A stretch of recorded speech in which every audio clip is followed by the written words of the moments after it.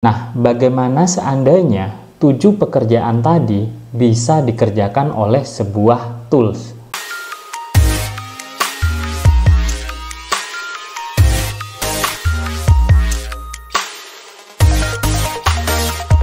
Ada dua cara agar profit bisnis kita bisa naik.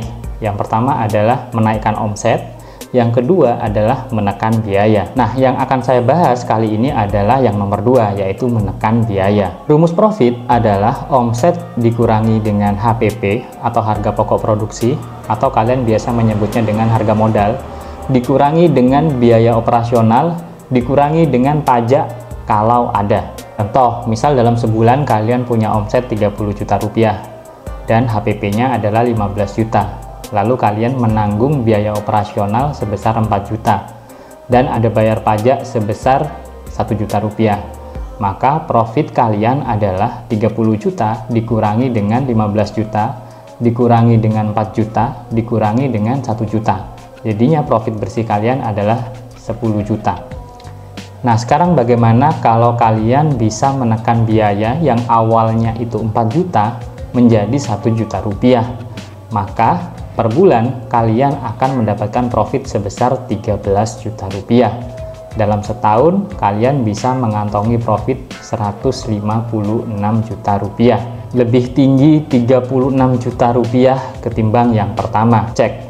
Hanya karena Anda berhasil menurunkan biaya saja, profit Anda bisa naik. Sederhana bukan?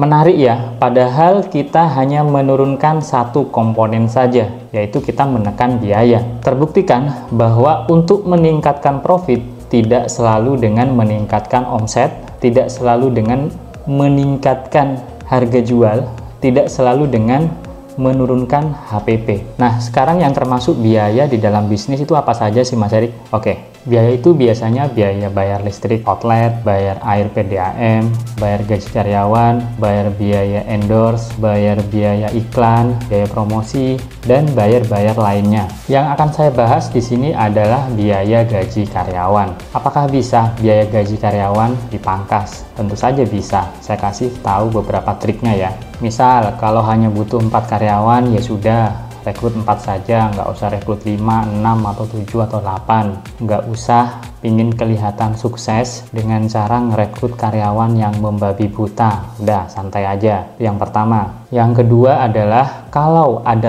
tools yang bisa menggantikan karyawan, ya udah, pakai tool itu saja.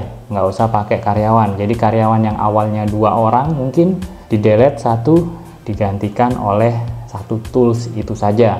Oke, biaya jadi kepangkas. Yang ketiga, kalau hanya butuh karyawan dengan lulusan SMP, maka ya udah ngerekrut yang lulusan SMP saja, nggak usah ngerekrut S1 apalagi S2, biar gajinya nggak terlalu tinggi.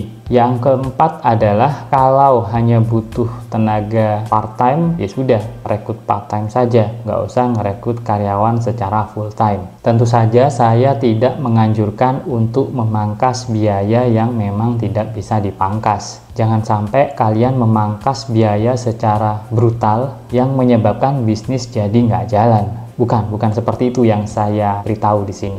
Oke, pebisnis UKM biasanya hanya fokus pada menaikkan omset saja. Padahal sebenarnya ada biaya yang bisa ditekan. Begitu ditekan, profit juga bisa naik. Pekerjaan yang berulang dan sama di dalam sebuah outlet atau sebuah warung ternyata bisa digantikan oleh sebuah kode pemrograman. Wujud dari kode pemrograman ini biasa kita menyebutnya dengan aplikasi atau software atau perangkat lunak. Apa saja sih pekerjaan operasional yang berulang dan sama dalam sebuah bisnis atau sebuah outlet atau sebuah warung? Ini dia.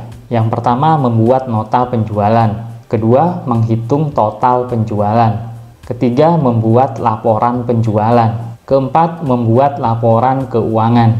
Kelima, membuat rekap penjualan saat tutup outlet. Keenam, menyerahkan nota pesanan pada staf dapur. Ketujuh, mengirimkan laporan omset pada bos. Kira-kira untuk melakukan 7 pekerjaan itu butuh berapa karyawan? Menurut saya membutuhkan 2 karyawan. Anggap saja satu karyawan gajinya adalah 2 juta. Kalau 2 karyawan berarti gajinya adalah total 4 juta. Nah, 4 juta ini adalah biaya operasional yang harus kalian keluarkan setiap bulannya. Belum lagi ada biaya THR. Nah, bagaimana seandainya 7 pekerjaan tadi bisa dikerjakan oleh sebuah tools? Jadi, kalian nggak perlu ngerekrut 2 karyawan. Cukup 1 karyawan saja, itu pun 1 karyawan dengan lulusan yang biasa-biasa saja. Let's say SMP lah, seperti itu. Jadi Anda tidak perlu menggaji 4 juta, tapi cukup menggaji 1 orang karyawan sebesar 1,5 juta rupiah. Yuk kita hitung biayanya. Yang semula 2 karyawan harus ngeluarin duit 4 juta per bulannya, ketika sudah merekrut 1 karyawan saja dengan gaji 1,5 juta dan biaya tools sebesar 250.000 per bulan. Jadi kalau di total per bulannya kalian hanya cukup mengeluarkan duit 1.750.000 rupiah. Seketika Anda bisa profit 2.250.000 rupiah per bulannya, atau 27 juta dalam setahun. Gimana? Seru kan angkanya? Nah, angka ini pasti kalian dapatkan setiap bulan dan setiap tahunnya. Nah, sampai sini sudah paham ya, sebegitu powerfulnya tools ini buat bisnis kalian. Mas Erik, toolsnya namanya apa? Tentu saja Nutapos.